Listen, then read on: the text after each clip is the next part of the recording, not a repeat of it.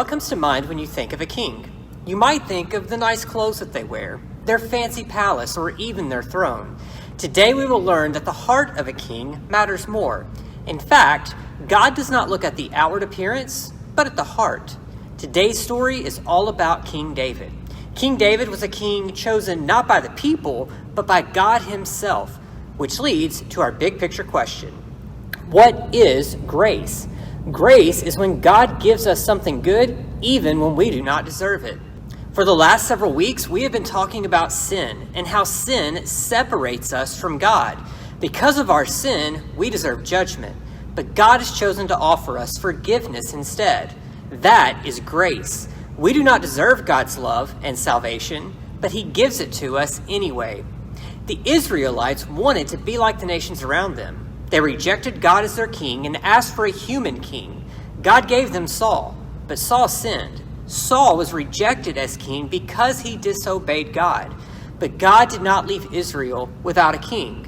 God chose a new king for Israel, which leads to today's story. Saul was the king of Israel, but he had disobeyed God. So God told Samuel to go to Bethlehem. A man named Jesse lived there. God had chosen one of Jesse's sons to be Israel's next king. Samuel went to Bethlehem and met with Jesse and his sons. Jesse's oldest son was tall and handsome, but God told Samuel, he's not the one. Do not pay attention to what he looks like.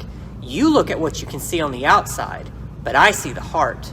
One by one, Jesse's sons approached Samuel. Each time Samuel said, the Lord hasn't chosen him either. Do you have any more sons? Samuel asked. Yes, Jesse said. My youngest son, David, is in the field taking care of the sheep. Jesse sent for David. When David arrived, God told Samuel, he's the one. Samuel anointed David. He poured oil on David's head to show God had chosen him to be the king. The Spirit of the Lord was with David, and Samuel went back home. Now King Saul was bothered by an evil spirit. One of Saul's officials knew that Jesse's son David could play the lyre.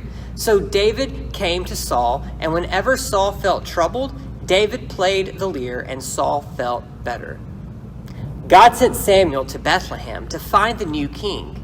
Samuel saw the older, taller son of Jesse and thought God would choose him to be king. But God was not looking at physical appearances. Instead, he had chosen the youngest, smallest son, David. David was a shepherd. He did not look like a king. David was not who Samuel expected to be king, but God saw David's heart. The Spirit of the Lord stayed with David. David waited for his time to be king, but while he was waiting, God had another job for him. He played music for King Saul, and whenever King Saul was troubled, David would play the music to help him calm down. David was not the expected choice for king, but God chose him anyway. God then used David and his family to bring about the true king, the perfect king, Jesus. Jesus would come from David's family and save us from our sin. Samuel anointed David, setting him apart to be the next king. God's choice for Israel's king was surprising. David was the youngest in his family, but God saw David's heart for the Lord. When Jesus came to earth, he seemed like a surprising choice for king. Jesus is the perfect king who saves us from our sin and reigns forever.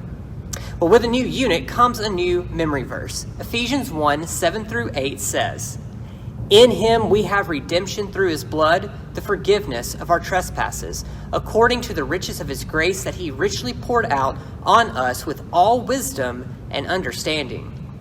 God chose David to be king. God also chose to lead us to salvation. He sent his son Jesus to die in our place on the cross. Jesus' blood covered our sin and provided our salvation. Join us again next week as we continue to follow David's journey to becoming king.